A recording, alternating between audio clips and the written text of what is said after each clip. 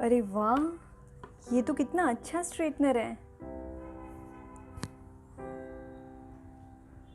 माँ बाहर गई है, वो आए तब तक मैं इसे इस्तेमाल करके रख देती हूँ। हाँ,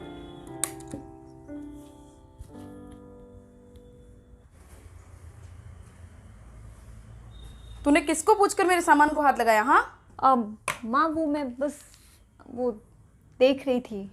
तू ऐसे नहीं मानेगी, रुक तू। माँ आगे से मैं ध्यान रखूंगी प्लीज माँ। नहीं नहीं मुझे लग रही है माँ।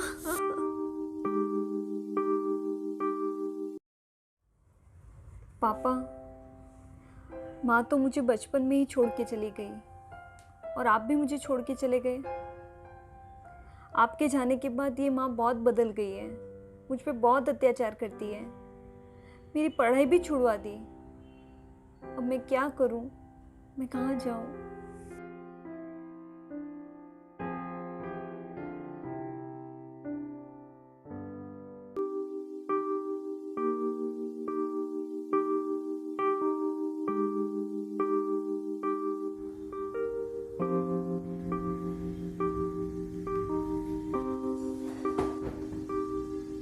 काम पे ध्यान दे, आई बड़ी टीवी देखने वाली। चल उठ।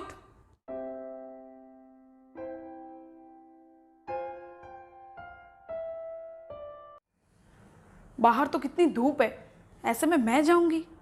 नहीं नहीं, एक काम करती हूँ, प्रिया को ही भेज देती हूँ।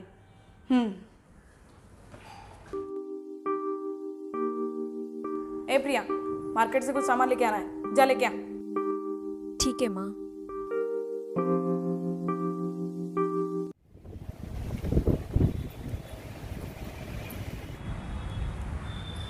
सुनिए, जी मैं आपका नया पड़ोसी हूँ। आप बुरा ना माने तो एक बात पूछ सकता हूँ? जी पूछिए। आपकी माँ आप पर कितना चिल्लाती है, हमारे घर तक आवाज़ आती है, वो नॉर्मल तो है ना? हाँ, तो फिर इतना गुस्सा? एक्चुअली वो मेरी सगी माँ नहीं है, सौतेली माँ है, इसलिए बात बात पर चिल्लाती रहती है।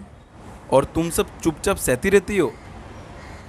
देखो, ये दुनिया बहुत मतलबी है। जब तक तुम चुपचाप काम करती रहोगे ना, सब अपना काम निकलवाते रहेंगे, लेकिन एक बार सामने बोल के तो देखो। देखो, तुम एक नारी हो, नारी को अगर अबला कहो ना तो वो दुखियारी बन जाती है, लेकिन वही नारी अगर रौद्र रूप धारण कर लेना तो माँ आदि शक्ति का रूप बन जाती है। अब तुम्हें डिसाइड करना है कि तुम्हें क्या करना है। Choice is yours.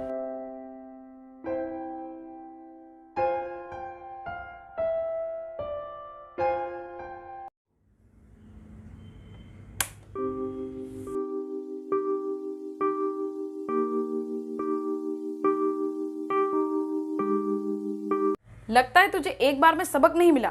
किससे पूछकर तूने मेरे सामान को हाथ लगाया?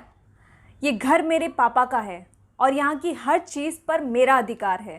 तेरे पापा तो कब से स्वर्ग सिधार गए, तो कौन सा हक? आप यहाँ किस हक से रह रहे हो? तेरे बाप से शादी की ना, उस हक से रह रही हूँ।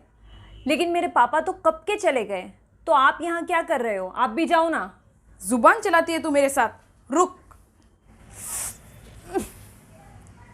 मुझे पता ही था कि आप हर बार की तरह इस बार भी मुझे मारने आओगे, इसलिए मैंने पहले ही पुलिस को बुला दिया। पीछे देखो।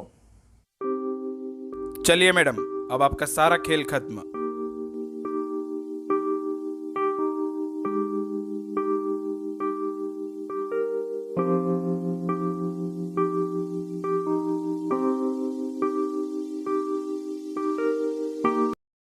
नारी एक ऐसा किरदार है जिसके कई रूप हैं।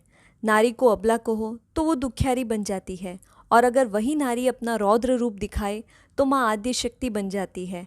आज की इस छोटी सी कहानी के ज़रिए हम आपसे ये कहना चाह रहे हैं कि अगर बुराई को सहोगे तो बुराई बढ़ती ही जाएगी, और अगर बुराई का सामना करोगे तो सच की ही जीत होगी।